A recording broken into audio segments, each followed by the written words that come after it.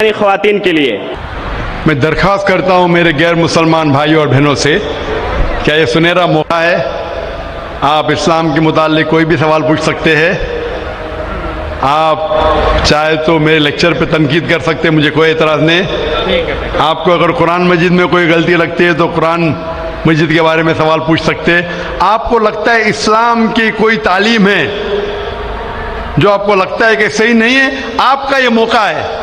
आप इस्लाम के बारे में कोई भी सवाल पूछ सकते हैं, ईसाईयत के बारे में, हिंदुइज़्म के बारे में, यहूदियत के बारे में। मैं तालिब इल्म हूँ इस्लाम और दीगर मज़ाहिब का, मैं स्टूडेंट हूँ इस्लाम और कंपैरेटिव रिलीजन का।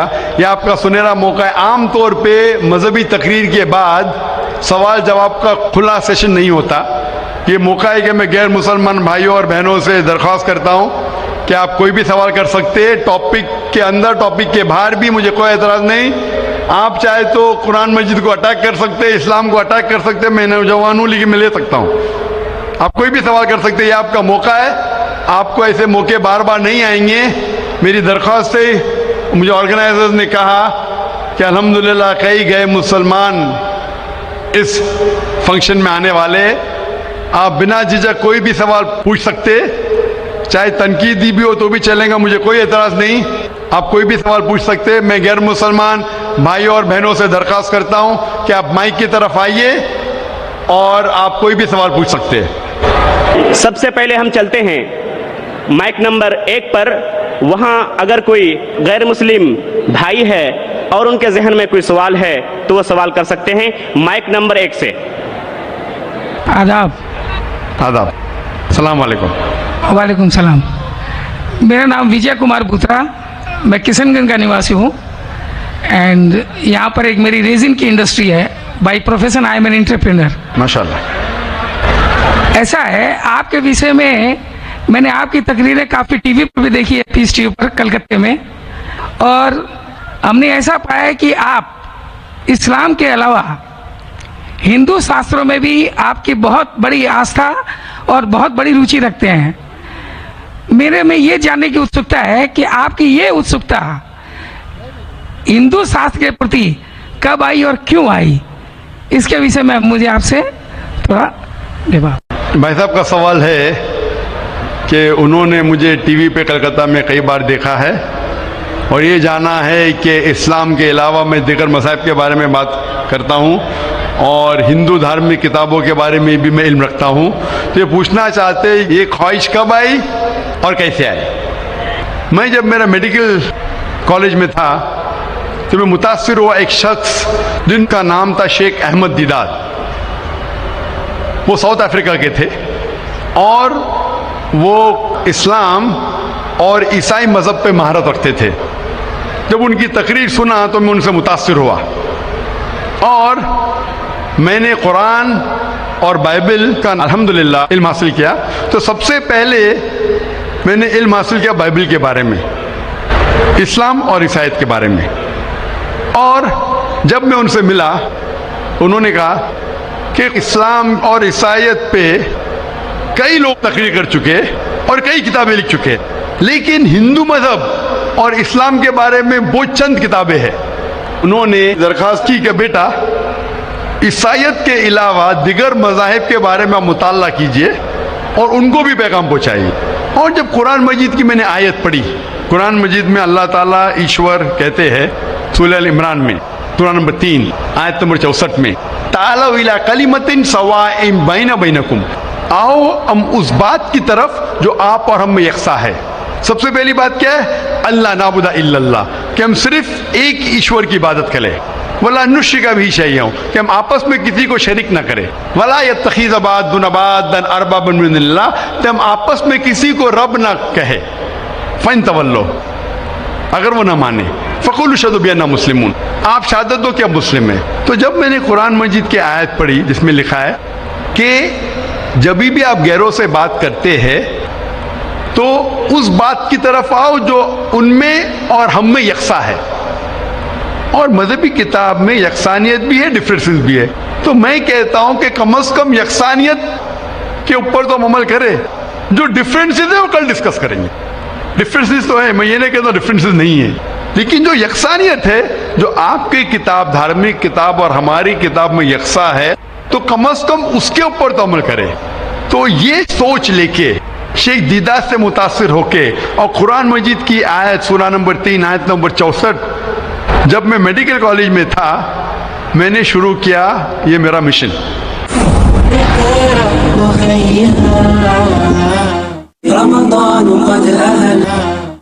और फिर मैंने तहकीक करने लगा। ईसाईयत मजहब का तो इतने अच्छे से मुताला किया था शेख अहमद दीदार ने कि मुझे ज़्यादा तहकीक करने की ज़रूरत नहीं पड़ी, लेकिन मैं तहकीक शुरू किया हिंदू मजहब के बारे में। फिर मैंने हिंदू विद्वान की, स्कॉलर्स की किताबें पढ़ने लगी और ढूंढने लगा क्या यकसा है। लेकिन कुरान मजीद में कहा गया है कि सबसे पहली बात है अल्लाह नाबुद इल्लल्लाह, कि हम सिर्फ एक ईश्वर, एक भगवान, एक अल्लाह की इबादत करें। तो जब कुरान मजीद में लिखा है कि यकसानियत में सबसे अहम है कि एक खुदा, तो मैं ढूंढने लगा कि हिंदू मजहब की किताब में खुदा के बारे में क्या लिखा है। जब पढ़ने लगा तो मुख्तलिफ किताबें थे, मुख्तलिफ स्कॉलर्स थे। मुख्तलिफ स्कॉलर्स को पढ़ने के बाद पता चला कि एक होता है कि मजहब को जानना किताबों के जरिए और एक मजहब के मानने वालों के जरिए। कभी भी मजहब को जानने के लिए मजहब के मानने वालों को मत देखो। हो सकता है वो मानने वाले खुद नहीं जानते कि उनका मजहब क्या कहता है। तो मजहब को जानने के लिए सबसे बेहतरीन तरीका है कि मजहब की किताबों का मुताला करें। तो मैंने हिंदू मजहब की किताबों का मुताला करना शुरू किया, वेद का, उपनिषद का, भगवद गीता का, रामायण का, महाभारत का। जब मुताला करने लगा तो आम तौर पे जब हम पूछते हैं हिंदू से, सबसे पहली बात कि मैं एक ईश्वर में माने। आम हिंदू से पूछते हैं कि कितने भगवान में आप मानते हैं, तो कुछ हिंदू कहेंगे 3, कुछ कहेंगे 100, कुछ कहेंगे 1000, कुछ कहेंगे 33 करोड़। लेकिन अगर आप एक विद्वान हिंदू से पूछेंगे जो अपने हिंदू मजहब का मुताला कर चुका है, मजहबी किताबों का मुताला कर चुका है, वेद पढ़ चुका है, तो वो कहेगा कि हिंदुओं को सिर्फ एक खुदा में मानना चाहिए। लेकिन आम हिंदू मानता है फिलॉसफी जिसे कहते हैं पैंथीइज्म। आम हिंदू कहता है कि सब कुछ खुदा है, पेड़ खुदा है, चांद खुदा है, सूरज खुदा है, इंसान खुदा है, सांप खुदा है। हम मुसलमान कहते हैं सब कुछ खुदा का है, पेड़ खुदा का है, चांद खुदा का है, सूरज खुदा का है, इंसान खुदा का है, सांप खुदा का है। तो ये अहम फर्क है आम हिंदू और आम मुसलमान में। आम हिंदू कहता है सब कुछ खुदा है, हम मुसलमान कहते हैं सब कुछ खुदा का है। तो ये फर्क है सिर्फ का। अगर ये का के फर्क को मिटा ले तो हम हिंदू और मुसलमान एक हो जाएंगे। कैसा करना चाहिए? तालव इला कलिमतिन सवाइन बैना बैनकुम, आओ उस बात की तरफ जो आप और हम में यकसा है। तो जब मैं हिंदू मजहब की किताबों का मुताला करने लगा तो एक अहम किताब का नाम है उपनिषद। उपनिषद में लिखा है, छंदों के Upanishad, chapter number 6, section number 2, shloka number 1 में एकम एविदित्यम, खुदा एक है दूसरा नहीं है। जब हम पढ़ेंगे श्वेताश्वेतर उपनिषद चैप्टर नंबर 6 श्लोका नंबर 9 में, नाचस्य कसिज जनिता न चदीपा, ये संस्कृत कोटेशन है जिसके मानी है उस खुदा, उस ईश्वर का कोई रब नहीं, उस ईश्वर के कोई वालिदैन नहीं, उसके ऊपर कोई नहीं है, उसकी वालदा नहीं, उसके वालिद नहीं है। लिखा है श्वेताश्वेतर उपनिषद में चैप्टर नंबर 4 श्लोका नंबर 19 में, न तस्य प्रतिमा अस्ति, उस ईश्वर की कोई प्रतिमा नहीं।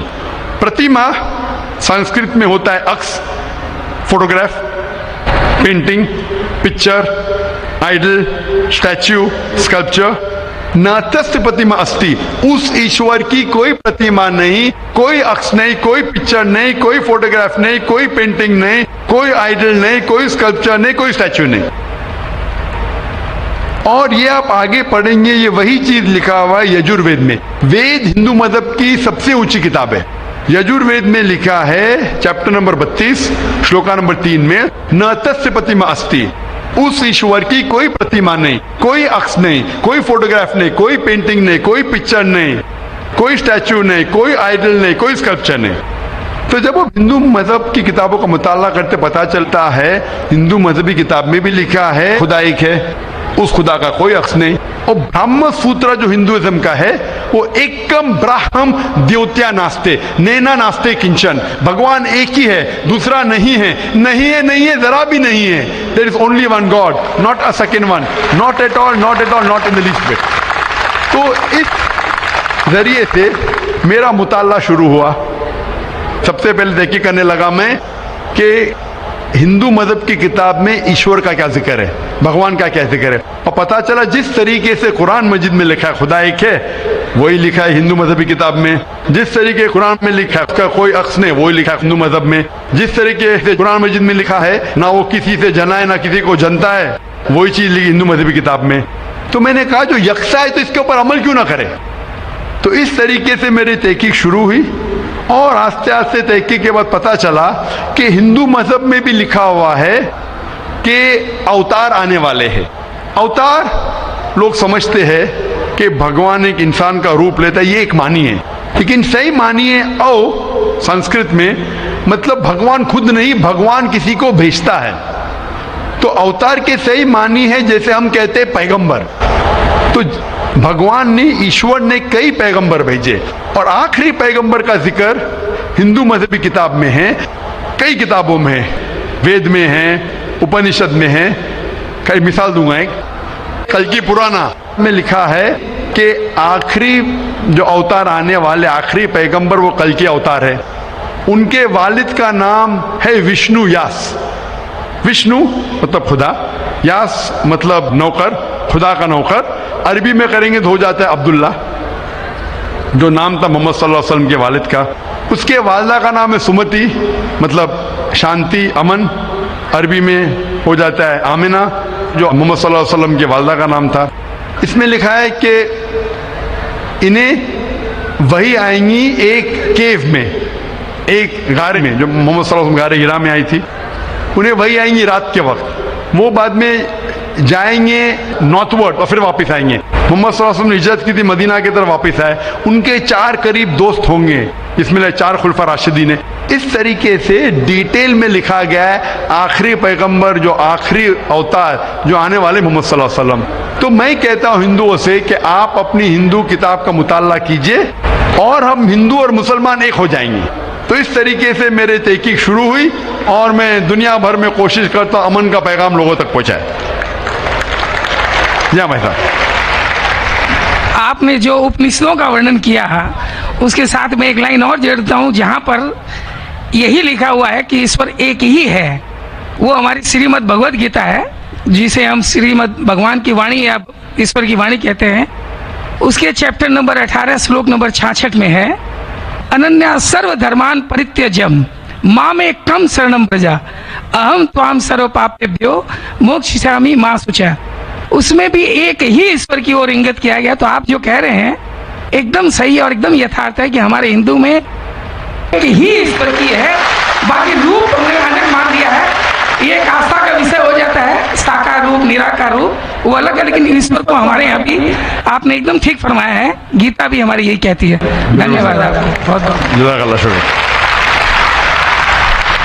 हजारों साल नरगिस अपनी बेनूरी पे रोती है, हजारों साल नरगिस अपनी बेनूरी पे रोती है, बड़ी मुश्किल से होता है चमन में दीदवर पैदा। अब हम चलते हैं माइक नंबर 2 की तरफ। वहाँ पर अगर कोई गैर मुस्लिम भाई मौजूद हैं और उनके जहन में कोई सवाल है तो सवाल कर सकते हैं। माइक नंबर 2 से। My name is Pintu Demna. I am from Malda and I am a student of AMA. So I just want to know what is the difference between Kaaba and Kashi. Will you explain me as your kind? भाई साहब ने सवाल किया है कि काबा और काशी में फ़र्क क्या है। काबा और काशी में फ़र्क क्या है। काबा कुरान मजीद में अल्लाह सुब्हानहू व तआला फरमाते सूरह अल इमरान में सूरह नंबर 3 कि काबा अल्लाह सुब्हानहू व तआला का सबसे पहला घर, जिसे कहा गया बक्का। और अल्लाह ताला फरमाते सूरह बकरा में सूरह नंबर 2 आयत नंबर 144 में कि आप जिधर भी हो काबा की तरफ मुंह करो, मस्जिद हरम की तरफ मुंह करो और आप नमाज पढ़ो। तो काबा हमारे मुसलमान के लिए किबला है, एक दिशा है जिसकी तरफ हम देख के अल्लाह सुब्हानहू व तआला की इबादत करते हैं। और इसका जिक्र कुरान मजीद में है काबा हमारे लिए किबला है। कोई भी मुसलमान काबा को नहीं पूछता है, लेकिन काबा किबला है, दिशा है यकसानियत के लिए। हम काबा की तरफ मुंह करके अल्लाह सुब्हानहू तआला की इबादत करते हैं। काशी एक तीर्थ की जगह है जो हिंदू मजहब की किताब में है, लेकिन जब आप कुरान मजीद पढ़ेंगे या अल्लाह के रसूल की हदीस पढ़ेंगे, काशी का जिक्र किधर भी कुरान मजीद में नहीं है, ना ही कोई अल्लाह के रसूल की हदीस में है। लेकिन आप जब वेद पढ़ेंगे, वेद में काबा का जिक्र है, वेद में काबा का जिक्र है। लिखा है ऋग्वेद में जिल्द नंबर 3 में लिखा है क्या तीर्थ की एक जगह, तीर्थ मतलब जिस जगह खुदा की इबादत की जाती है, तीर्थ की एक जगह है वो काबा। तो काबा का जिक्र हिंदू मजहबी किताब में भी है, कुरान में भी है और बाइबल में भी है। बाइबल में लिखा है बुक ऑफ साम्स में chapter number 84 verse number 2 to 6 में लिखा है, blessed are those people who visit the valley of Baca. तो बाइबल में भी काबा का जिक्र है, हिंदू मजहबी किताब में भी काबा का जिक्र है और कुरान में इस्लाम की मजहबी किताब में भी जिक्र है। तो अगर हम यकसानियत पे जाएंगे, जो कॉमन है उसे लेंगे, तो काबा सिर्फ कॉमन है तीनों मजहबी किताबों में और मजहबी किताबों में भी लिखा है। तो जब आप लेंगे तालव इला कलिमतिन सवाइन बैना बैनकुम, आओ हम उस बात की तरफ जो आप और हम में यकसा है, तो काबा में यकसानियत मिलती है, लेकिन काशी में नहीं। काशी का जिक्र सिर्फ हिंदू मजहबी किताब में है। तो अगर हम यकसानियत पे अमल करना चाहेंगे तो आप और हमें मानना पड़ेगा कि काबा अल्लाह सुब्हानहू तआला का घर है और इबादत गाह है, इबादत करने की जगह है। Hope that answers the question. Thank you sir. Mic number 5 पर अगर कोई गैर मुस्लिम खवातीन, गैर मुस्लिम बहन मौजूद हैं तो अपना सवाल कर सकती हैं। Can you explain vividly the points mentioned in the Bible that Jesus, peace be upon him, was not crucified, especially referring to Jonah? Thank you. बहन का सवाल है कि आप साफ तौर से ये साबित कर सकते बाइबल के जरिए से कि ईसा अलैहिस्सलाम को सूली पे नहीं चढ़ाया गया था। आप बाइबल के जरिए, बाइबल के हवाले से ये साबित कर सकते हैं कि ईसा अलैहिस्सलाम को क्रूसिफाई नहीं किया गया था, सूली पे नहीं चढ़ाया गया था, खुसूसन जोना के जरिए। मैंने एक मुनाजरा किया था एक ईसाई पादरी के साथ, वॉज क्राइस्ट रियली क्रूसिफाइड? क्या ईसा अलैहिस्सलाम को हकीकत में सूली पे चढ़ाया गया था कि नहीं, कि वो सूली पे मरे थे क्या नहीं? और ये लफ्ज जो क्रूसीफाई है, क्रूसीफिक्शन FIXION के बाली है कि इंसान को जब सूली पे चढ़ाया जाता है और इंसान मर जाता है उसे कहते हैं क्रूसीफिक्शन, CRUCIFIXION। एक दूसरा लफ्ज है, अगर इंसान को सूली पे चढ़ाया जाता है और वो नहीं मरता है, उसके लिए कोई लफ्ज नहीं है। सो एक लफ्ज जो हम कह सकते हैं क्रूसीफिक्शन, CRUCIFICTION, क्रूसीफिक्शन मीन्स ये कहानी है। तो बहन का सवाल है, क्या बाइबल के जरिए ये साबित कर सकते क्या ईसा अलैहिस्सलाम को सूली पे चढ़ाया नहीं गया था और वो सूली पे नहीं मरे? खुसूसन यूनुस अलैहिस्सलाम के हवाले से कई बाइबल में वर्सेस है जिससे ये साबित किया जा सकता है कि ईसा अलैहिस्सलाम को सूली पे नहीं चढ़ाया गया था। कुरान मजीद में अल्लाह ताला फरमाते हैं सूरह निसा में सूरह नंबर 4 आयत नंबर 157 में, वो लोग कहते हैं कि हमने ईसा अलैहिस्सलाम को मारा, वमा कतलू वमा सलबुहु, ना ही उनने उनका कत्ल किया ना ही उनको उन्हें सूली पे चढ़ाया। वमा कतलू वमा सलबुहु वलाकिन शुब्बिहा लहुम, ये सिर्फ एक दिखावा था, उनको ऐसा एहसास हुआ। और जो इसमें इख्तिलाफ करते हैं वो लोग शुबह में हैं। क्योंकि उनको ना सूली पे चढ़ाया गया था ना उनका कत्ल किया, वमा कतलू यकीना, और उनको बेशक कत्ल नहीं किया गया था। तो कुरान मजीद में साफ तौर पे कहा गया है कि ईसा अलैहिस्सलाम को ना कत्ल किया गया ना सूली पे चढ़ाया गया था, ये सिर्फ उनको लगा। और जो कोई इसमें इख्तिलाफ करता है वो शुबा में है, वलाकिन शुब्बिया लोग, क्योंकि ईसा अलैहिस्सलाम को न सूली पे चढ़ाया गया ना कत्ल किया गया। अभी ये कुरान मजीद में क्योंकि लिखा है तो हम मुसलमान मानते हैं। हम बाइबल से कैसे साबित कर सकते हैं कि ईसा अलैहिस्सलाम को सूली पे नहीं चढ़ाया गया? लिखा है गॉस्पेल ऑफ मैथ्यू में चैप्टर नंबर 12 वर्स नंबर 38 में कि जब लोग आते हैं और ईसा अलैहिस्सलाम से कहते हैं कि आप हमें एक मौजज़ा दिखाओ, हमें निशानी दिखाओ ताकि हम माने कि आप अल्लाह के पैगंबर हैं, तो ईसा अलैहिस्सलाम कहते हैं, ओ evil and adulterous generation, you seek after a sign, no sign shall be given to you except the sign of Jonah। ईसा अलैहिस्सलाम कहते हैं, उन्हें गाली देते हैं और कहते हैं कि आपको कोई निशानी दी नहीं जाएंगी, कोई मौजूदा दिए नहीं जाएगा, सिर्फ साइन ऑफ जोना, यूनुस अलैहिस्सलाम की निशानी। No sign shall be given to you except the sign of Jonah. For as Jonah was 3 days and 3 nights in the belly of the fish, Son of Man be 3 days and 3 nights in the heart of the earth। ये है हवाला gospel of Matthew का chapter number 12 verse number 38 से लेके 42 तक। ईसा अलैहिस्सलाम कहते कि तुम्हें कोई निशानी नहीं दी जाएंगी, सिर्फ निशानी यूनुस अलैहिस्सलाम की। जिस तरीके से यूनुस अलैहिस्सलाम 3 दिन और 3 रात मछली के पेट में थे, उसी तरीके से मैं धरती के पेट में 3 दिन और 3 रात रहूंगा। अभी हमें जानने के लिए कि साइन ऑफ जोना क्या है, यूनुस अलैहिस्सलाम की निशानी क्या है, हमें जाना पड़ेगा द बुक ऑफ जोना।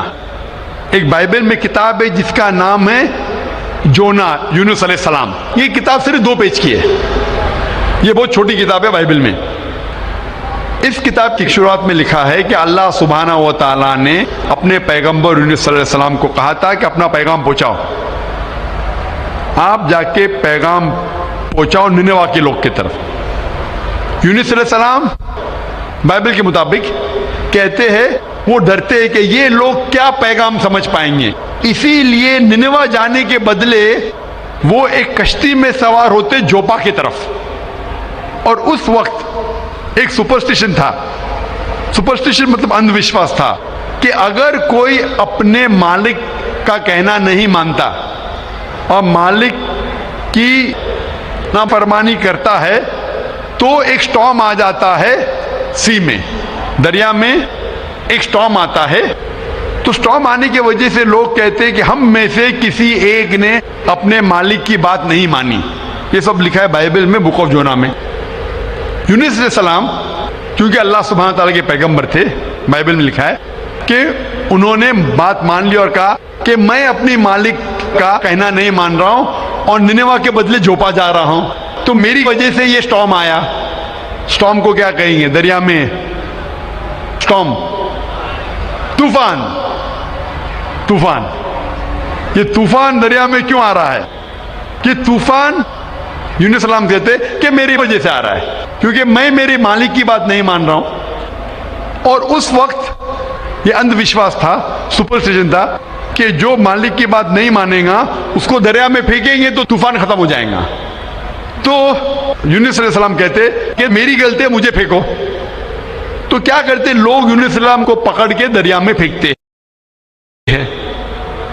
तो मुझे ये पूछना है कि यूनुस अलैहिस्सलाम को जब दरिया में फेंकते हैं, बाइबल में लिखा है, तो यूनुस अलैहिस्सलाम जिंदा थे या मुर्दा थे? Sister, when Jonah was thrown into the water, I want to ask you the question, was Jonah dead और alive? He was alive. He was alive, जिंदा थे। माशाल्लाह, सही फरमा रही है। तूफान इतना जोर का आ रहा था, तूफान में अगर एक जिंदा इंसान को डालते हैं, वो तूफान में दरिया में इंसान मरना चाहिए, लेकिन यूनुस अलैहिस्सलाम मरे या जिंदा थे? He ought to die in the storm. Was he dead or was he alive? He was still alive. माशाल्लाह, सही जवाब है कि तूफान में मरना चाहिए, लेकिन क्योंकि वो अल्लाह के पैगंबर थे, जिंदा थे। उस वक्त एक मछली आती है और मछली उनको निगल लेती है। A fish comes and gobbles him up. मछली की पेट में यूनुस अलैहिस्सलाम जिंदा थे या मुर्दा थे? In the belly of the fish was Jonah dead और alive? He was alive. He was alive, वो जिंदा थे।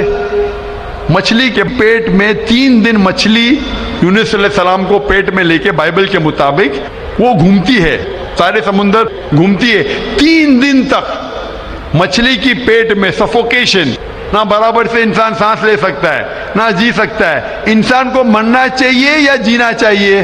मरना चाहिए। लेकिन यूनुस अलैहिस्सलाम जिंदा थे या मर गए? Jonah, though he was 3 days, he was there in the belly of the fish. For 3 days the fish took him in the water. He ought to die. Was Jonah yet dead or alive? He was still alive. He was still alive. माशाल्लाह, अभी तक जिंदा थे। बहन सही जवाब दे रही है। 3 दिन के बाद वो मछली यूनुस अलैहिस्सलाम को उल्टी कर देती है, मतलब पेट में से बाहर निकलते यूनुस अलैहिस्सलाम और वो समुंदर के किनारे पे आते हैं। जिंदा या मुर्दा? The fish vomits out Jonah, peace be upon him, and throws him onto the shore. When Yunus alayhi salam, when Prophet Jonah was thrown on the shore, was he dead or alive? He was alive but unconscious. Alive but unconscious. After some time, did he gain consciousness or not?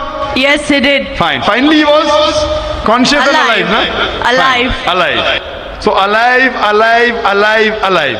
Miracle of a miracle of a miracle of a miracle. वो जिंदा थे।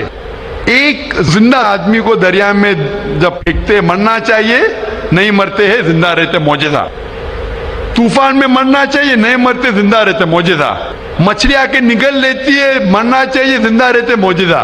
मछली 3 दिन तक उनको समुंदर में घुमाती है, मरना चाहिए, नहीं मरते, मौजज़ा। मछली उनको उल्टी करती है दरिया के किनारे पे, वो जिंदा रहते, मौजज़ा। मौजज़ा का मौजज़ा का मौजज़ा का मौजज़ा। अभी यहाँ ईसा अलैहिस्सलाम कहते हैं कि जिस तरीके से यूनुस अलैहिस्सलाम मछली के पेट में 3 दिन 3 रात तक रहें, उस तरीके से ईसा अलैहिस्सलाम धरती के पेट में 3 दिन और 3 रात तक रहेंगे। Now sister, I want to ask you, according to you, when Jesus Christ, peace be upon him, was in the sepulcher, was he dead or alive? He was alive. He was alive. So if he was alive, then how was he crucified? Crucified means someone dying on the cross. बहन कह रही कि ईसा अलैहिस्सलाम जब उनको लेके गए थे कब्र में, वो जिंदा थे। तो क्रूसिफाई होने के लिए, सूली पे मरने के लिए इंसान को मरना चाहिए। तो वो बाइबल के मुताबिक वो सूली पे लगाया गया था, लेकिन मरे नहीं, उन्हें उतारा गया था, वो जिंदा थे। और जब कब्र में लेके गए थे सेपल्कर, उस टाइम बहुत लंबी चौड़ी कब्र होती थी, बोगदा होता था, बड़ा बोगदा होता था जिसके अंदर इंसान खड़ा भी हो सकता था। 3 दिन और 3 रात तक ईसा अलैहिस्सलाम फरमाते कि जिस तरीके से यूनुस अलैहिस्सलाम 3 दिन और 3 रात मछली के पेट में रहें, उसी तरीके से मैं 3 दिन और 3 रात धरती के पेट में रहूंगा। उसका मतलब ईसा अलैहिस्सलाम जिंदा थे। अगर जिंदा थे तो सूली पे नहीं मरे हो। तो इसीलिए बाइबल के जरिए एक तरीका है साबित करने के लिए कि ईसा अलैहिस्सलाम सूली पे नहीं मरे, वो जिंदा थे। और कुरान मजीद की बात सही है कि वमा कतलू वमा सलबू, ना वो सूली पे मरे ना उनका कत्ल किया है। ये सिर्फ एक शक और शुबा है। Hope that answers the question sister. Thank you. Sister, I would like to ask you that now do you believe that Jesus Christ, peace be upon him, did not die on the cross? I do believe, but I just wanted to prove my friends or my colleagues as to Jesus Christ was not crucified according to their own version. That is Bible. What's your name, sister? What's your name, sister? I am Sahadia Naz and I'm a teacher by profession. You're a Muslim. Yes, I am. MashaAllah. Okay, anyway, hope you have satisfied your friend. Yes, I am. But we request that the non-Muslim should be given the first chance to ask the question. Okay, thank you. Mic number 1 से गैर मुस्लिम भाई है तो वो अपना सवाल कर सकते हैं। जय जिनेन आदाब, मेरा नाम अरुण कुमार जैन है, मुर्शिदाबाद औरंगाबाद से आए हैं। मेरा क्वेश्चन है, जो नया मस्जिद बन रहा है और कब्रिस्तान है और ईदगाह है, उसमें मेरा मन हुआ है जो हम इसमें ज़मीन या पैसा रुपया दें, मेरा मन चाहता है। लेकिन उन लोग बोलते हैं जो हम लोग गैर मुसलमान से कोई चीज़ नहीं लेते हैं। क्यों? इस्लाम में लिखा हुआ है आदमी आदमी को प्यार करो। भाई का सवाल है कि वो चाहते हैं कि मस्जिद बनाने के लिए अपनी ज़मीन दे ईदगाह के लिए, और मुसलमान कहते हैं कि हम गैर मुसलमान की मदद नहीं लेते। क्यों? क्या इंसान भाई नहीं है? भाई साहब, गैर मुसलमान की मदद लेना इस्लाम में हराम नहीं है, लेकिन कुछ शराइत है कुछ चीज़ों के लिए। मिसाल के तौर पे मस्जिद बनाने के लिए कुछ शर्त है। मस्जिद बनाने के लिए एक मुसलमान अपनी ज़कात का पैसा भी नहीं दे सकता है। ज़कात एक मुसलमान के लिए फ़र्ज़ है कि वो 2.5% अपनी बचत का, हर कमरी साल वो 2.5% अपनी बचत का जो निसाब के ऊपर है, 85 ग्राम सोने के ऊपर है, उसे ज़कात देना चाहिए।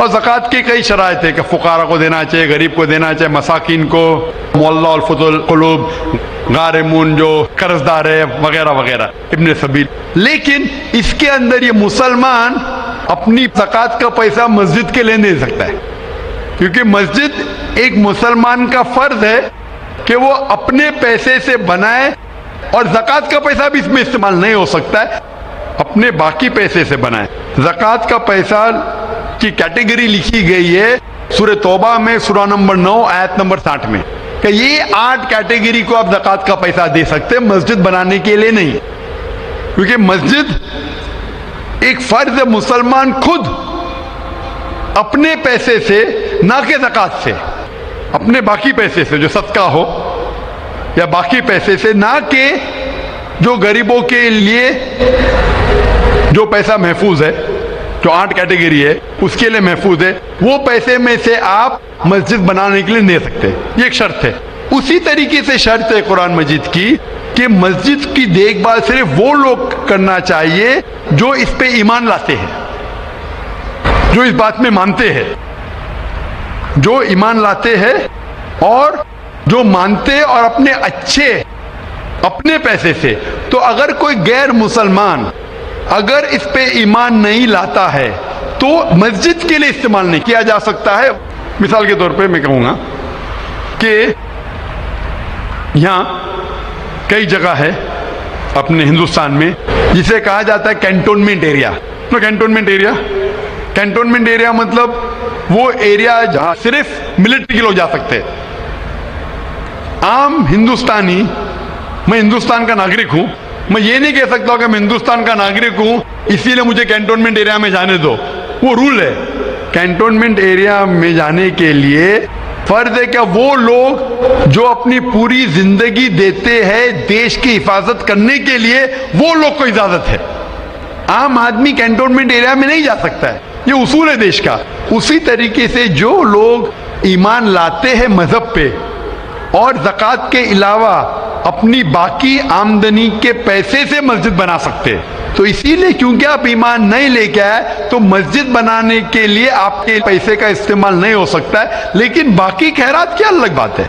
अगर आप किसी को पैसा देते हैं, किसी को तालीम के लिए, मुसलमान को, तो हराम नहीं कि मुसलमान गैर मुसलमान का पैसा नहीं ले सकता है। सिर्फ मस्जिद के लिए शर्त है। तो कुछ चीज़ों के लिए शराइत है, बाकी चीज़ों के लिए नहीं। मिसाल के तौर पर आप कहना चाहते हैं कि मैं मेरे पैसों से कोई मुसलमान को पढ़ाना चाहता हूँ, तो कोई मुसलमान आपके पैसे से तालीम हासिल करना उसके लिए हराम नहीं है, सिर्फ मस्जिद के लिए। अगर आप चाहते हैं कि आपका पैसा मस्जिद में इस्तेमाल हो तो पहले आपको मुसलमान बनना पड़ेगा, आपको ईमान लाना पड़ेगा, फिर ही आप, क्योंकि आप अगर जिस चीज़ में ईमान नहीं लेके आते, आप अगर ईमान नहीं लेके आते कि हमको एक ईश्वर को मानना चाहिए, हमको सलाह पढ़ना चाहिए, तो उसी तरीके से अगर आपको ईमान आ जाएगा कि ये मस्जिद सही इबादत की जगह है और मैं इस पे यकीन करता हूँ, फिर आपका पैसा ले सकते हैं, वरना नहीं। Hope that answers the question. आपका दूसरा सवाल है ये हम लोग जो गाय का दूध पीते हैं वो वेज है कि या नॉन वेज है? भाई का सवाल है कि हम गाय का दूध जो पीते हैं वो वेज है कि नॉन वेज है। साइंटिफिकली गाय वेज है कि नॉन वेज है भाई साहब? हम लोग जानते हैं नॉन वेज है। गाय नॉन वेज है ना? हाँ। तो उसका दूध वेज होगा या नॉन वेज होगा? नॉन वेज, लेकिन हम लोग का धर्म में वो देवी है। हाँ, अभी उसके ऊपर बाकी सवाल आ गया ना। आपका पहला सवाल था कि दूध नॉन वेज है क्या वेज है, तो मैंने पूछा गाय नॉन वेज है क्या वेज है, आपने कहा नॉन वेज, तो दूध भी नॉन वेज होगा। तो साइंटिफिकली दूध नॉन वेज है, लेकिन क्योंकि दूध के बिना आपकी जिंदगी नहीं गुजर सकती है तो दूध को लोग ने वेज कर दिया। आप समझे ना? दूध के बिना जिंदगी गुजरना मुश्किल है तो दूध को वेजिटेरियन कह दिया। तो मेरे तकरीर में जो मुनाजरा हुआ था मेरा एक जैन के साथ कि गोश्त खाना इंसान के लिए हराम है कि हलाल है। हम भी जैन है। मालूम है आपका नाम जैन है? तो एक मुनाजरा हुआ था with the president of the Indian vegetarian congress mister Rashmi भाई जवेरी, वो प्रेसिडेंट थे। तो एक मुनाजरा हुआ कि गोश्त खाना इंसानों के लिए हराम है कि हलाल है। और मुनाजरे में मैंने साबित किया कि गोश्त खाना इंसान के लिए हराम नहीं, अच्छा है, साबित किया। और उसमें यह भी कहा कि दूध नॉनवेज है, लेकिन सारे वेजिटेरियन दूध पीते, क्यों? आप समझ रहे ना? तो दूध साइंटिफिकली इज नॉन वेजिटेरियन। आपने कहा क्या है, हमारी देवी है। आप अगर पढ़ेंगे, जैसा मैंने कहा कि न तस्य प्रतिमास्ति, उस ईश्वर की कोई प्रतिमा नहीं, कोई अक्स नहीं। आप समझे ना? कोई अक्स नहीं, कोई पिक्चर नहीं, कोई पेंटिंग नहीं, कोई फोटोग्राफ नहीं। तो ये वेद के मुताबिक ये गलत हो जाता है। आप समझे ना? लेकिन फिर भी मैं जानता हूं कि कई किताबों में, क्योंकि हिंदू किताबें दो किस्म की है, श्रुति और स्मृति। श्रुति वो किताब जो भगवान की तरफ से आए, वेद और उपनिषद। स्मृति वो किताब जो इंसानों ने लिखी है। तो श्रुति होती जो ईश्वर की तरफ से है, और एक होती है स्मृति जो इंसानों ने लिखी है। तो मैं जानता हूं कि कई हिंदू मजहबी किताबों में, खुसूसन स्मृति में, ऐसी चीजें लिखी है जो श्रुति के खिलाफ है। ये आप देखेंगे, गाय आपकी देवी है, वो आप वेद में नहीं पाएंगे, आप नीचे वाली किताब में पाएंगे।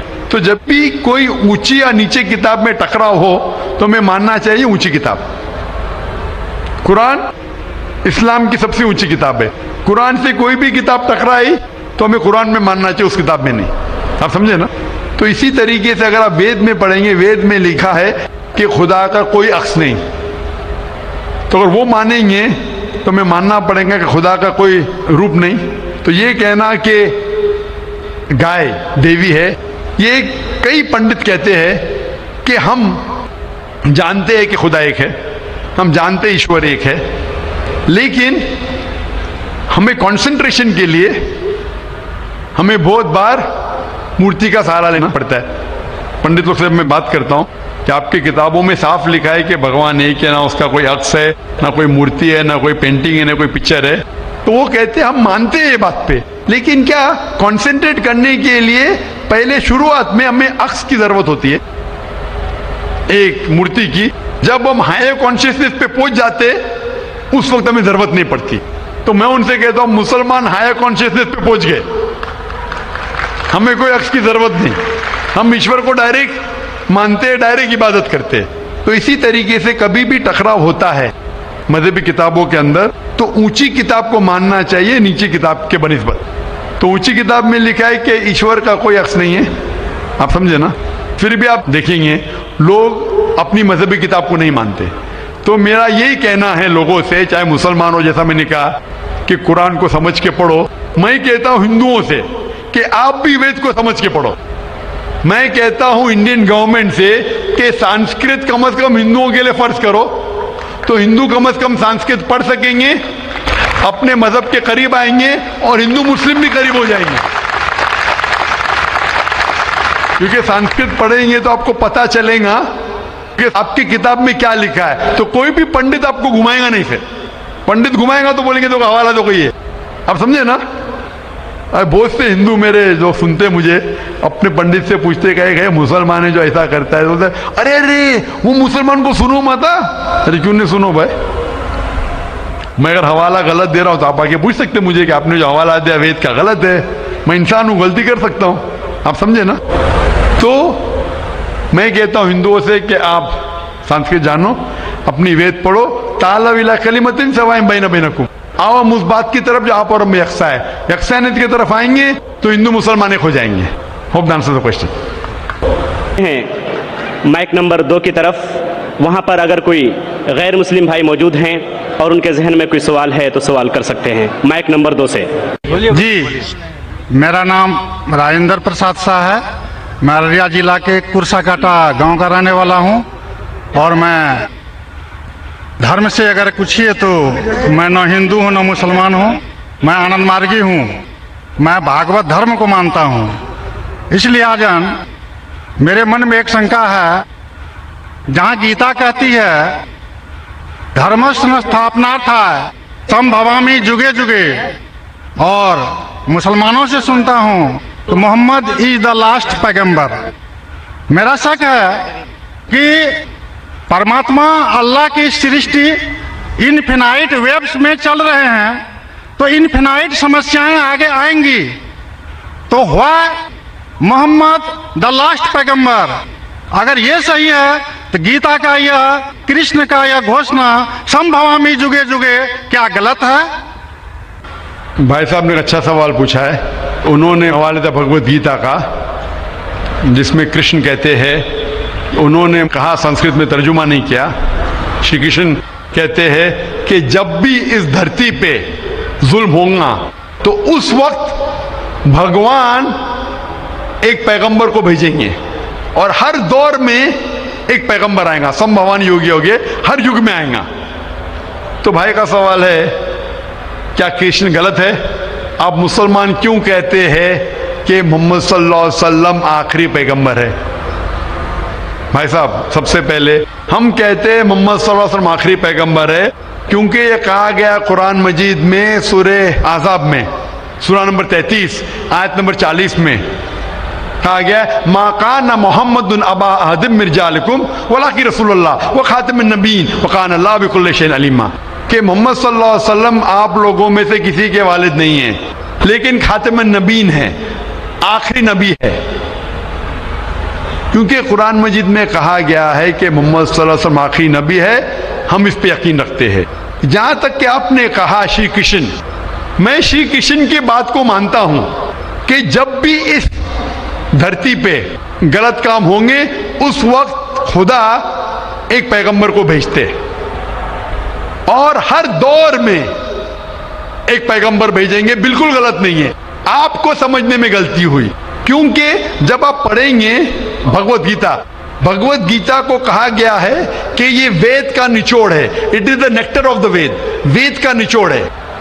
और जब आगे आप पढ़ेंगे, लिखा हुआ कल्कि पुराना में, कल्कि पुराना में लिखा है, कल्कि पुराना चैप्टर नंबर 2 श्लोक नंबर 5, 7, 11, 15 में लिखा है कि एक कल्कि अवतार आएंगे जो कल युग में आएंगे और कल युग आखिरी युग होगा, और ये कल्कि अवतार लोगों को सही रास्ता दिखाएंगे।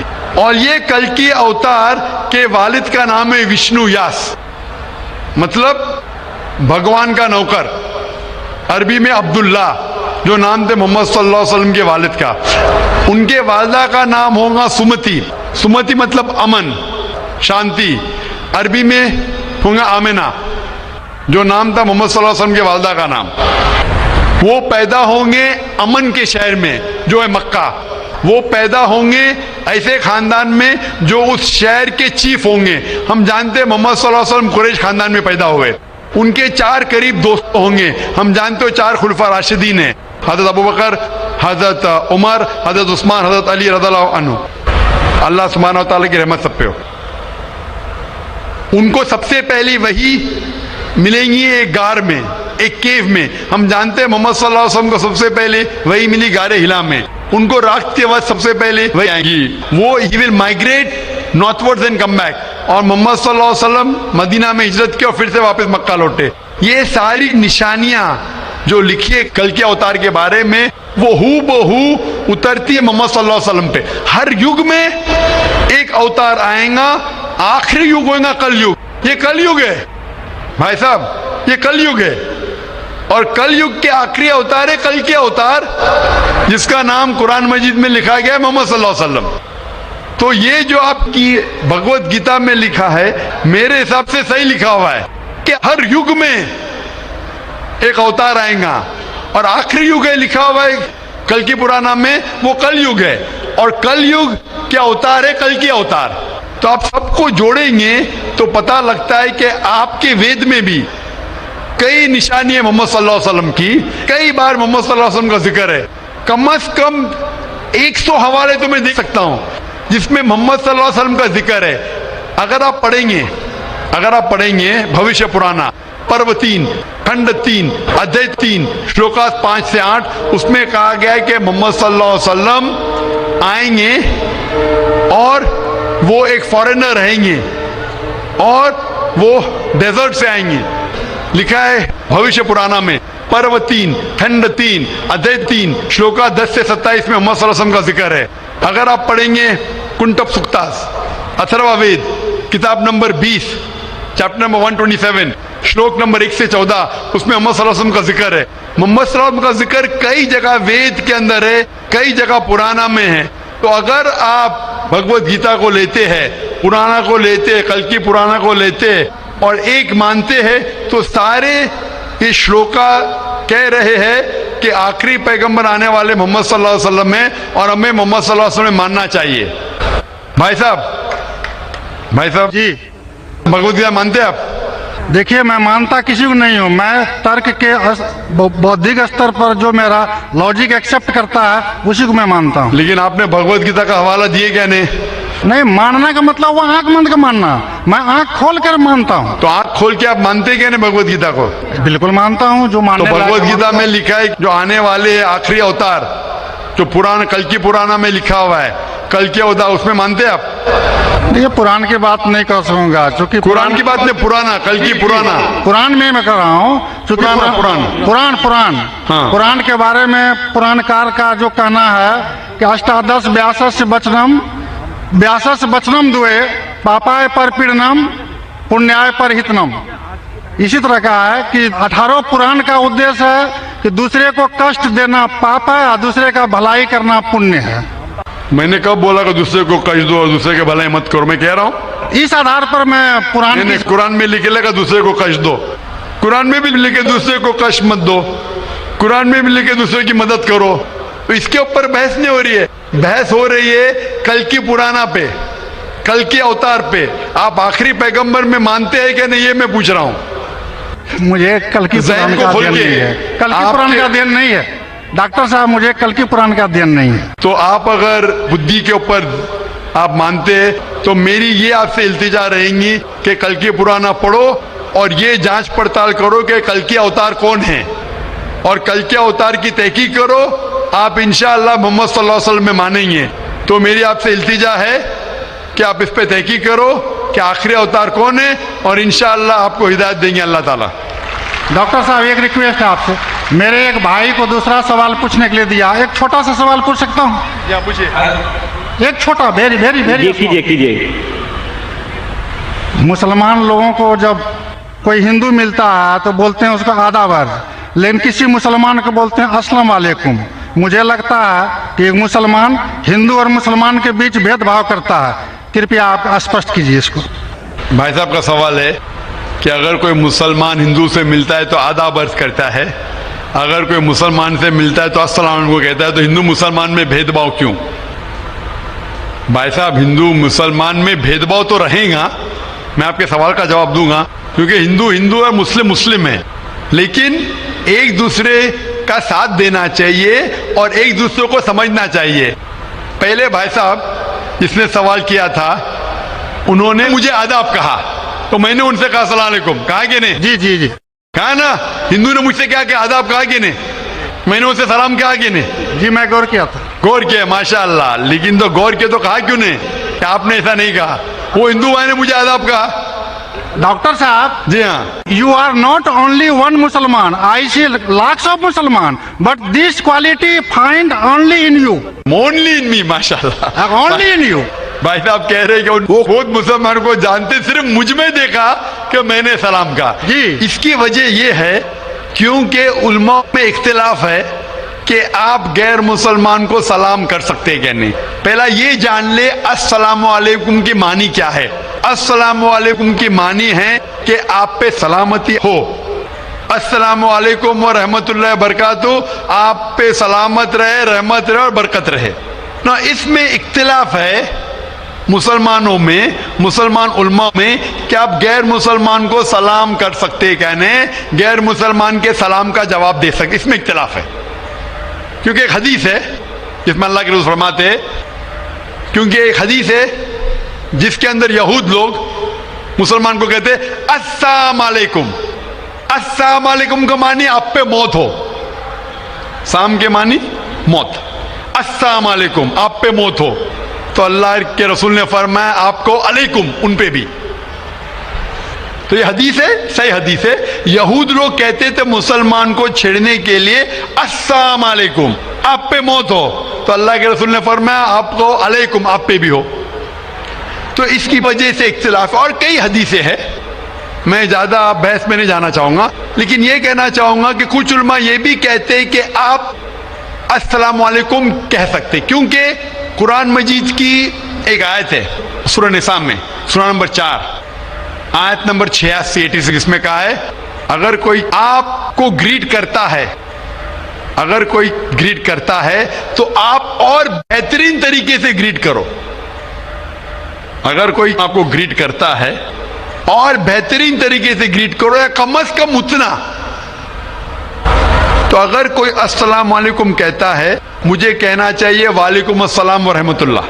अगर कोई कहता है अस्सलाम वालेकुम व रहमतुल्लाह, मुझे कहना चाहिए वालेकुम अस्सलाम व रहमतुल्लाह बरकातुहू, या कम से कम उतना, ये जरूरी है।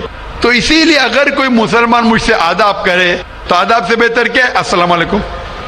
और अल्लाह के रसूल के लिए कहा गया, मोहम्मद सल्लल्लाहु अलैहि वसल्लम के लिए, अल्लाह फरमाते हैं, जो मैंने तकरीर में बयान किया सूरह अंबिया में, सूरह नंबर 21 आयत नंबर 107 में, वमा अरसलनाका इल्ला रहमतल आलमीन, कि हमने मोहम्मद सल्लल्लाहु अलैहि वसल्लम को नहीं भेजा लेकिन रहमत बना के सारे इंसानों के लिए, सारे आलम के लिए। तो जब मोहम्मद सल्लल्लाहु अलैहि वसल्लम सारे इंसानों के लिए रहमत बन सकते, तो क्या मैं अस्सलाम वालेकुम व रहमतुल्लाह नहीं कह सकता हूं? तो इस बुनियाद पे उलमा का इख्तिलाफ है कि अस्सलाम कह सकते हैं, कहने मैं उन उलमा में मानता हूं जो कहते हैं कि आप गैर मुसलमान को सलाम कह सकते और जवाब भी बेहतरीन दे सकते।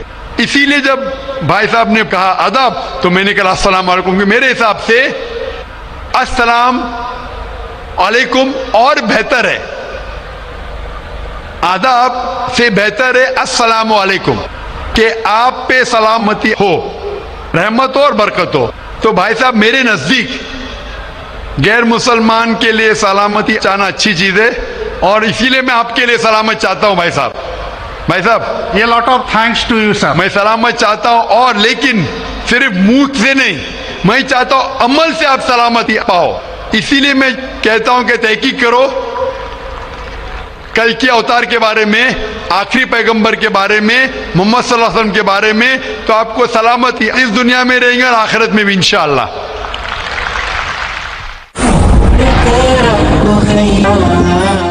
अगला सवाल माइक नंबर 3 से, वहाँ पर अगर कोई गैर मुस्लिम भाई हैं तो वो सवाल कर सकते हैं। हाँ नमस्कार, मेरा सवाल ये है कि मैं दवाई दुकान है, और दवाई दुकान के बगल में मैंने दो तबके को आपस में लड़ते हुए देखा, जिसमें कि एक बरेलवी समाज और एक देवबंदी समाज था।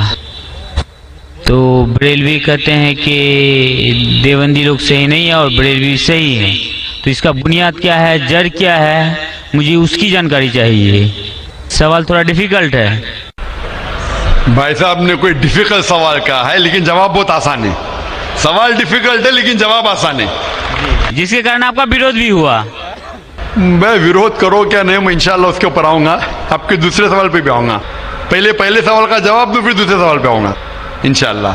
भाई साहब का सवाल था कि वो दवा की दुकान में है और देखते हैं कि मुसलमान झगड़ रहे, एक देवबंदी एक बरेलवी है, तो इसमें से सही कौन है? दोनों बोलते हैं क्या मैं सही हूं और दूसरा गलत है। भाई साहब ये देवबंदी लफ्ज कहां से आया? जो देवबंद से फारिग है उसे देवबंदी कहते हैं, जो बरेली एक जगह है, बरेली से फारिग होते तो बरेली कहते। कौन सही है? वो मुसलमान सही है जो कुरान पे अमल करता है, जो कुरान और सही हदीस पे अमल करता है। चाहे देवबंदी हो, बरेलवी हो, नदवी हो, मदनी हो, कोई भी हो, किधर से भी हो, हिंदुस्तानी हो, अमेरिकन हो, सऊदी हो, जो कुरान के पैगाम पे अमल करे, जो अल्लाह ने फरमाया उसके ऊपर अमल करे और अल्लाह के रसूल की सही हदीस पे अमल करे, वो सही है। इसीलिए जानने के लिए कौन सही है, आपको कुरान मजीद तो तर्जुमे से पढ़ने पड़ेगा। अगर कुरान मजीद तर्जुमे से नहीं पढ़ेंगे तो मुश्किल है जानने के लिए कौन सही है कौन गलत है। तो मेरी तकरीर की बुनियाद थी ये। सवाल मुश्किल था, जवाब बहुत आसान है। जो कुरान पे अमल करे और अल्लाह के रसूल की सही हदीस पे अमल करे, वो लोग सही है। आपका दूसरा सवाल, यही लोग ने आप पे तनकीद की। भाई साहब, हाँ, दूसरा सवाल मेरा सुन लीजिए। भाई साहब, मेरा जवाब तो पहला सुनो ना। आपने बोले कि लोग तनकीद करते हैं। एक उसूल है कि जो भी मशहूर है उसके ऊपर लोग तनकीद करेंगे। दुनिया में सबसे बेहतरीन इंसान कौन, दुनिया में सबसे मशहूर इंसान कौन? आदम अलैहिस्सलाम से लेके आज तक के हिस्ट्री में सब मानते हैं कि सबसे बेहतरीन इंसान मोहम्मद सल्लल्लाहु अलैहि वसल्लम है। ना ही मुसलमान, गैर मुसलमान भी कहते हैं। अगर आप किताब पढ़ेंगे माइकल एच हार्ट की 100 most influential people in history, 100 सबसे ज्यादा इन्फ्लुएंशियल दुनिया में, नंबर 1 पे वो कहते हैं मोहम्मद सल्लल्लाहु अलैहि वसल्लम। आप जानते हैं सबसे ज्यादा किताबें अगर कोई इंसान के खिलाफ लिखी गई है, वो है मोहम्मद सल्लल्लाहु अलैहि वसल्लम। मोहम्मद सल्लल्लाहु अलैहि वसल्लम जैसे नेक आदमी, अच्छे आदमी के बारे में लोग ने सैकड़ों हजारों किताब लिखी है। तो मैं तो नाचीज हूं, मैं तो मुकाबले में हुई ना उनके।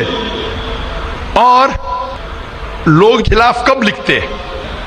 मिसाल के तौर पर मोहम्मद सल्लल्लाहु अलैहि वसल्लम जब पैगाम पहुंचा है अपना, तो उस वक्त कई लोग थे जिनके जाती जिंदगी पे फौरन असर होने लगा, जाती जिंदगी पे असर होने लगा।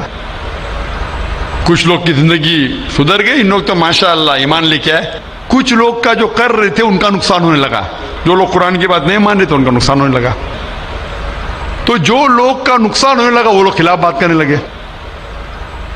तो आप देखेंगे जो भी मशहूर इंसान है, मैं नहीं कहता हूं मैं मशहूर हूं, मैं तो बात करना भी नहीं जानता था, बचपन से हकलाता था। बात करते करते अल्लाह के राह में दावत देने की वजह से अल्लाह ताला ने इस मकाम पे पहुंचाया। ना ही मैं अपने आप को आलिम कहता हूं, मैं तो तालिब इल्म कहता हूं अपने आप को। लेकिन क्योंकि मैं जो भी बात कहता हूं कुरान मजीद के हवाले से कहता हूं, जो भी बात कहता हूं हदीस का हवाला देता हूं। आज भी जो तकरीर में मैंने कहा, हवाला दिया ना, मैं इंसान हूं, गलती कर सकता हूं।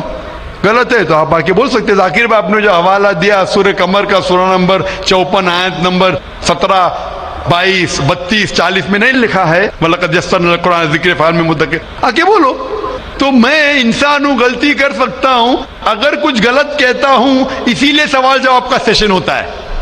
लेकिन जो लोग मुझे गलत साबित नहीं कर सकते तो ढूंढते हैं कुछ चीज को पकड़े जिसको तोड़ मरोड़ के पेश करे, लोग के सामने मेरे बारे में गलतफहमी पेश करे। मैं जानता हूं कि यहाँ के ऑर्गेनाइजर ने कहा कि एक वीडियो क्लिप लोग आम कर रहे थे, जिसमें क्या है कि जाकिर भाई कहते हैं कि मोहम्मद सल्लल्लाहु अलैहि वसल्लम से मांगना हराम है, मोहम्मद सल्लल्लाहु अलैहि वसल्लम को मानना हराम है। अभी मैं जब कुरान को छोड़ के वेद से साबित कर रहा हूं मोहम्मद सल्लल्लाहु अलैहि वसल्लम को मानना चाहिए, तो क्या ये शख्स कह सकता है कि मोहम्मद सल्लल्लाहु अलैहि वसल्लम को मानना हराम है? इसमें दो चीज हो सकती है। ये वीडियो क्लिपिंग की रिकॉर्डिंग कभी पीस टीवी पे आई नहीं। जब मैं तकरीर करता हूं, बात करते हो, कोई भी रिकॉर्डिंग करते रहते। हो सकता है कि स्लिप ऑफ द टंग है, क्या कि सबकत लिसान, या हो सकता है किसी ने तोड़ मरोड़ के पेश किया है। और तोड़ मरोड़ के पेश करना बहुत आसान है। मिसाल के तौर पर मैं आपसे पूछूंगा मुसलमान से कि जॉर्ज बुश कैसे इंसान है, उन्होंने कहा जॉर्ज बुश अच्छे इंसान नहीं है। मैं नहीं को काट दूंगा, लगेगा जॉर्ज बुश अच्छे इंसान है। उसको खुद को मैं दिखाऊंगा, आपने कहा नहीं, हो सकता है सबकत लिसान है, हो सकता है स्लिप ऑफ द टंग। वो स्लिप ऑफ द टंग नहीं है, उसने कहा कि अच्छे इंसान नहीं है, नहीं को काटा जोड़ दिया अच्छे इंसान है। तो अब समझ रहे, बहुत आसान है मीडिया टेक्नोलॉजी। तो इस तरीके से कई क्लिपिंग फ्लोट हो रहे मार्केट के अंदर कि जाकिर भाई बिन लादेन का साथ दे रहे। अरे कब साथ दिया? आप YouTube पे जाएंगे तो आपको क्लिपिंग मिलेंगी, जाकिर मस्जिद से जूते चोरी कर रहा है, जाकिर मस्जिद से जूते चोरी कर रहा है। अभी कोई आदमी सूट पहन के, मेरे अभी शेरवानी पहना माशाल्लाह, सूट पहन के एक्टिंग करके, तो ये लोग अगर खुल्लम खुल्ला सामने आके, इस सवाल का मौका आमतौर पे मजहबी तकरीर में खुल्ला पूछने का किसको मौका कहाँ रहता है? होता है तो चिट से। मैं पसंद करता हूँ बहु पूछो, मैं इंसान हूँ, गलती कर सकता हूँ, गलती करूंगा तो बोलूंगा माफ करना भाई, इंसान हूँ। मैं थोड़ी कहता हूँ मैं फरिश्ता हूँ, मैं कभी कहा भी नहीं मैं आलिम हूँ। अगर मेरे तकरीर में कुछ गलती है तो आप आके बोल सकते हैं, जाकिर भाई आप जो कुरान का हवाला दिए गलत है, ऐसे मानी नहीं। अगर सही होगा तो मैं कहूंगा भाई सही, आपको गलत फहमी है। अगर मैं गलत पे हूं तो बोलूंगा गलती है, माफी चाहूंगा।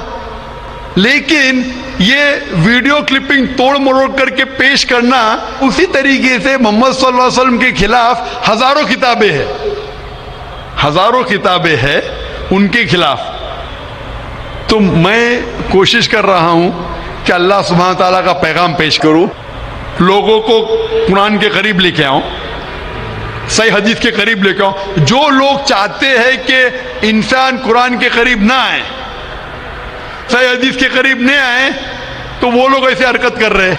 इसीलिए माशाअल्लाह माशाअल्लाह क्या हो रहा है कि लोग मेरी तकरीर सुन के अल्हम्दुलिल्लाह इस नाचीज के जरिए हजारों लोग, लाखों लोग कुरान मजीद के करीब आ रहे हैं।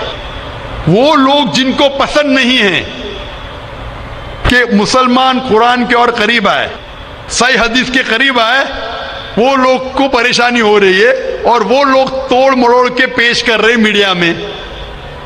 अभी कोई भी इंसान जो जरा भी बुद्धि रखता है, जब मैं कुरान और हदीस के अलावा बाइबल के जरिए साबित करता हूं कि मोहम्मद सल्लल्लाहु अलैहि वसल्लम में मानना चाहिए, वेद के जरिए साबित करता हूं, क्या वो इंसान बोल सकता है कि मोहम्मद सल्लल्लाहु अलैहि वसल्लम को मानना हराम है? अभी आगे में क्या मोहम्मद सल्लल्लाहु अलैहि वसल्लम को मानना हराम है, अब ये लेंगे तो बताइए। जाकिर भाई ने कहा मोहम्मद सल्लल्लाहु अलैहि वसल्लम को मानना हराम है, अभी क्या करेंगे? ये मेरा लफ्ज जो है ना, सिर्फ ये पेश करेंगे।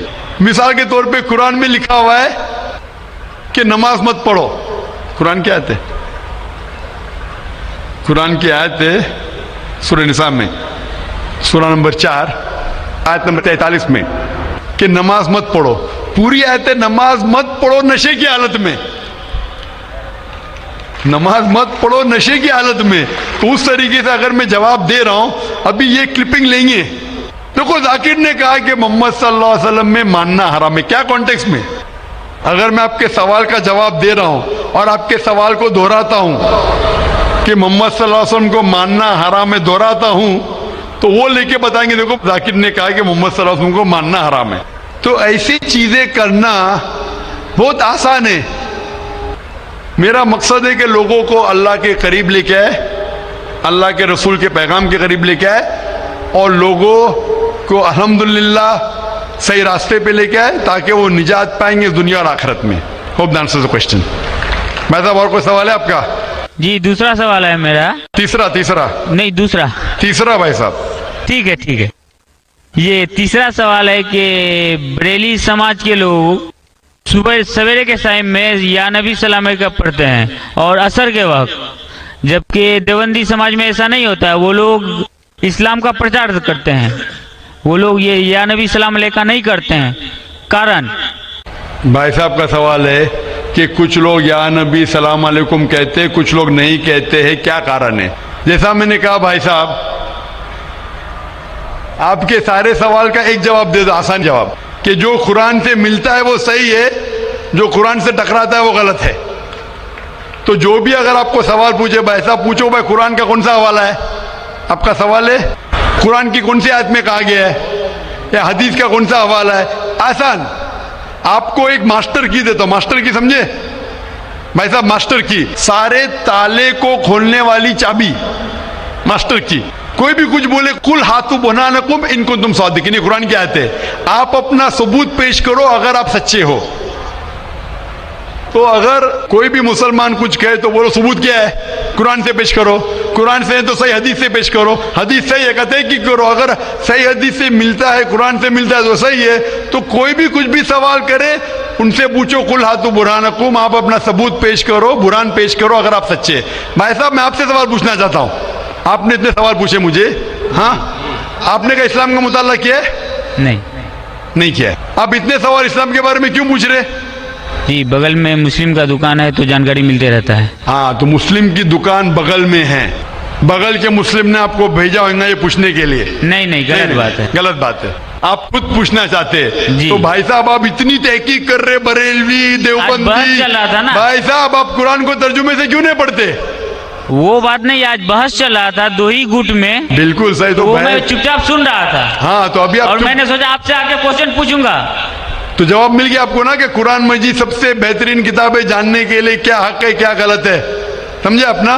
तो मेरी दरख्वास्त है आपसे भाई साहब कि आप कुरान मजीद का तर्जुमा पढ़िए, आपको डायरेक्ट सही चीज मिलेंगी। ना बगल वाले से पूछिए, ना अपने बगल के मुसलमान से पूछिए, डायरेक्ट कुरान मजीद का तर्जुमा पढ़िए। हिंदी जानते हिंदी में पढ़िए, जो जबान जानते बंगाली जानते बंगाली में पढ़िए, उसके ऊपर अमल करो, आपको इस दुनिया और आखिरत में फायदा होगा।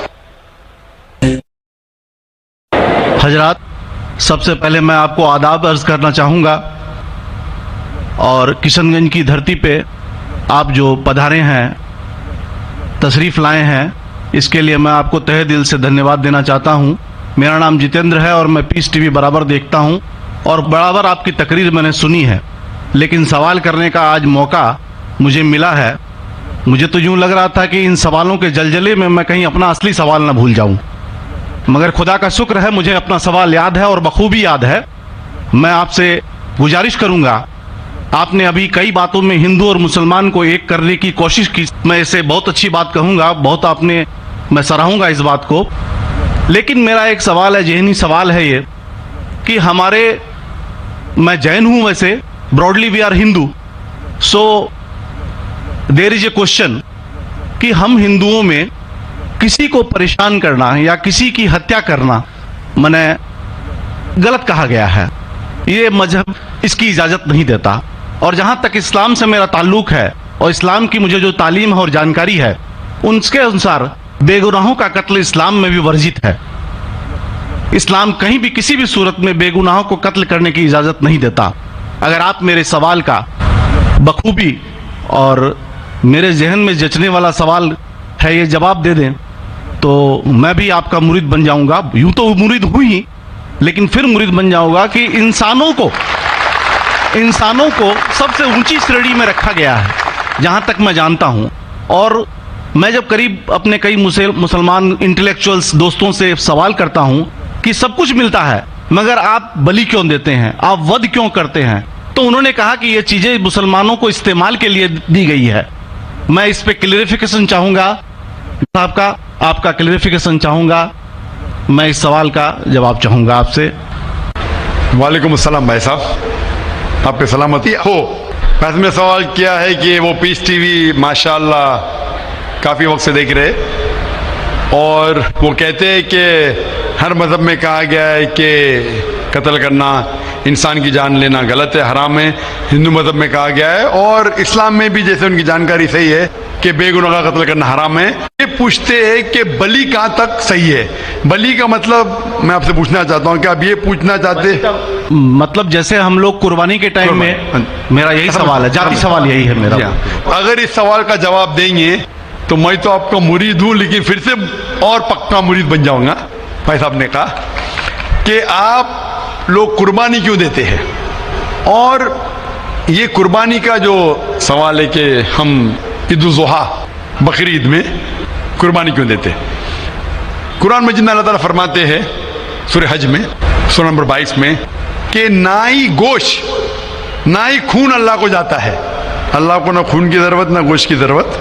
ये कुर्बानी के वक्त अल्लाह को खून नहीं जाता ना गोश्त जाता है। लेकिन तकवा, आपकी पायटी, आपकी परहेजगारी अल्लाह को पसंद है। आप अगर देखेंगे कि ईद उल ज़ुहा के बारे में क्यों हम कुर्बानी करते हैं, और वाक़या जानेंगे इब्राहिम अलैहिस्सलाम का कि इब्राहिम अलैहिस्सलाम को अल्लाह सुब्हानहू व तआला ने, उस वक्त बुत परस्ती बहुत आम थी, बुत परस्ती बहुत आम थी, और कुर्बानी इंसानों की बहुत आम थी, और हिंदुस्तान में भी आम है। आज भी हिंदुस्तान में कई दीगर मज़ाहिब में लड़कियों की कुर्बानी दी जाती है, बच्चों की बलि दी जाती है। क्या आप छोटे बच्चे का कत्ल करो, औरत का कत्ल करो, बलि दे जाओ और भगवान खुश हो जाएंगे? कई जगह, अल्हम्दुलिल्लाह मुसलमान में नहीं है। तो उस वक्त इब्राहिम अलैहिस्सलाम को अल्लाह ने पूछा कि आपको सबसे ज़्यादा अजीज इस दुनिया में क्या चीज़ है? तो उन्होंने कहा कि मेरा बेटा। तो उन्होंने पूछा कि आप अपने बेटे की कुर्बानी दे सकते? अपने पैगंबर इब्राहिम अलैहिस्सलाम से बेटी कुर्बानी दे सकते? तो वो चौंक गए, और अल्लाह के पैगंबर थे। उन्होंने के बेटे से कहा, बेटे ने कहा बेशक अल्लाह के लिए आप मेरी कुर्बानी दे सकते, आप अपने आँख पे पट्टी मारना। जैसा अल्लाह ताला फरमाते, इस दुनिया में अल्लाह ताला हमारा इम्तिहान ले रहे, तो अल्लाह ताला इम्तिहान ले रहे अपने पैगंबर इब्राहिम अलैहिस्सलाम का।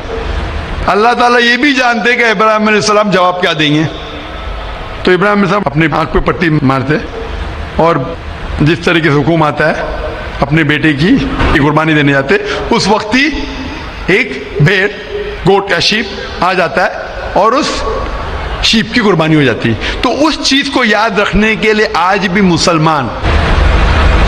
मुसलमान बकरीद के टाइम पे, ईद उल जुहा के वक्त जानवर की कुर्बानी देते, ये याद दिलाने के लिए हमें, क्योंकि ये अल्लाह सुब्हानहू व तआला की तरफ से अपने आखिरी पैगंबर मोहम्मद सल्लल्लाहु अलैहि वसल्लम ने कहा, उसकी बात मानते। लेकिन अगर मैं सोचूं दिमाग से क्यों, तो ये सोच सकता हूं कि ये हमें याद दिलाने के लिए क्या अल्लाह को इंसान की कुर्बानी की जरूरत नहीं, इंसान की जान लेने की जरूरत नहीं।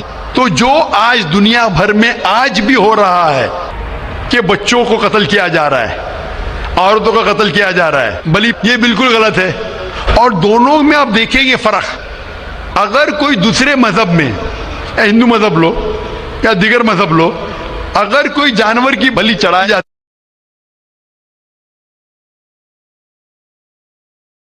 है तो उधर ही रख दिया जाता है, सर वो फजूल हो जाता है, हो सकता है कभी कोई चुपके से आके खा ले।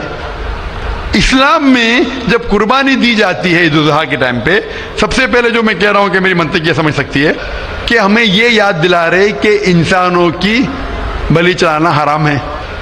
और जब हम याद दिलाते हैं, जब बकरा काटते या जो भी काटते हैं जानवर, इस वक्त जब हम काटते, हम अल्लाह का नाम लेके काटते, और जो भी जानवर की कुर्बानी देते उसके 3 हिस्से कर सकते। एक हिस्सा हम खुद रख सकते, खुद के इस्तेमाल में ला सकते, एक हिस्सा। दूसरा हिस्सा हमें हमारे रिश्तेदार में बांटना चाहिए, और तीसरा हिस्सा गरीबों में बांटना चाहिए। जब कुर्बानी दे रहे, हम उस जानवर का इस्तेमाल कर रहे, जानवर खाना अलाउड है क्या ना, वो एक अलग बहस है, जिसके ऊपर आप पूछे तो वो जवाब अलग है कि जानवर खाना सही है क्या गलत है, वो एक अलग डिबेट है जो अभी नहीं। अगर आप पूछना चाहे तो अगला सवाल पूछ सकते हैं। एक तीसरा हिस्सा हम इस्तेमाल कर रहे, एक तीसरा हिस्सा हम दोस्तों में बांट रहे, हमारे रिश्तेदार में, और तीसरा हिस्सा हम गरीबों में बांटते। तो इनमें गरीबों का फायदा हो रहा है, ना फजूल खर्ची हो रही है, और याद दिलाया जाता है कि इंसानों का कत्ल करना गलत है। तो ये अच्छी चीज है। जब बलि जैसा देखे बाकी मज़ाहिब में क्या हो रहा है, इंसानों का कत्ल किया जाता बिल्कुल हराम है। उसके अलावा जब जानवर का भी कत्ल करते, वो जानवर फजूल खर्ची में जाता है। इस्लाम में हमें याद दिलाया जाता है, और कुरान मजीद में लिखा है सूरह माइदा सूरह 5 आयत नंबर 1 में, और सूरह नहल सूरह नंबर 16 आयत नंबर 5 में, कि जो जानवर आपके लिए हलाल है वो खा सकते, जो चौपाया है। खाली वो जानवर मत खाओ जो आपके लिए हराम है, जो हलाल है वो खा सकते। तो ये खाने के लिए हमारे लिए खुराक है। तुम कुर्बानी के वक्त ना कुछ जाया कर रहे, ना पैसे की बर्बादी कर रहे। हमें याद दिलाया जाता है क्या ना खुदा को गोश्त जाता है, ना खुदा को खून जाता है, खुदा को तकवा जाता है। हमारा तकवा, हम कितने परहेजगार है। और साथ साथ इसका इस्तेमाल होता है, एक तिया हिस्सा मैं खाता हूँ, रिश्तेदारों में बांटता हूँ, और आखिरी तिया हिस्सा मैं बांटता हूँ गरीबों में। तो इससे फायदा होता है। तो इसमें क्या गलत है? बनिस्बत दूसरे मज़ाहिब में आप देखेंगे इसमें नुकसान ही नुकसान है। इंसान का कत्ल हो रहा है, और जानवर को भी अगर बलि चढ़ाई जाती है तो फजूल खर्ची होती है। बनिस्बत इस्लाम में बकरीद के अंदर फ़ायदा ही फ़ायदा है। Hope the answer the question. बहुत खूब, आपने ये बहुत अच्छा फरमाया। मैं आपके जवाब से काफ़ी संतुष्ट हूँ। और जाते जाते एक आखिरी सवाल करना चाहूँगा जरूर। कि अहिंसा को इस्लाम किस नज़रिए से देखता है? अहिंसा को इस्लाम किस नज़रिए से देखता है? भाई साहब का आखिरी सवाल है कि अहिंसा को इस्लाम किस नज़रिए से देखता है। आमतौर पे हिंसा हराम है। इस्लाम आता है लफ्ज़ सलाम से, इसके मानी है सलामती, अमन, शांति। इस्लाम के मानी है कि शांति हासिल करना, अपनी ख्वाहिश, अल्लाह का जो पैगाम है उसके मुताबिक अपनी ज़िंदगी बसर करना और अमन हासिल करना, उसे कहते हैं इस्लाम। हिंसा आमतौर पे हराम है, लेकिन अगर मिसाल के तौर पे हम देखते हैं हर देश में कानून है कि चोरी मत करो, किसी का कत्ल मत करो, लेकिन कानून के अलावा पुलिस भी है कि अगर कोई कानून को फॉलो नहीं करता है, कोई चोरी करेगा तो पुलिस उस वक्त जबरदस्ती कर सकती है, पुलिस फोर्स का इस्तेमाल कर सकती है, पुलिस कभी कभी हथियार का इस्तेमाल करती है अमन और शांति बरकरार रखने के लिए देश में। उसी तरीके से इस्लाम में हिंसा आमतौर पे हराम है, लेकिन हर इंसान शांति नहीं चाहता है। कुछ इंसान जो अशांति चाहते हैं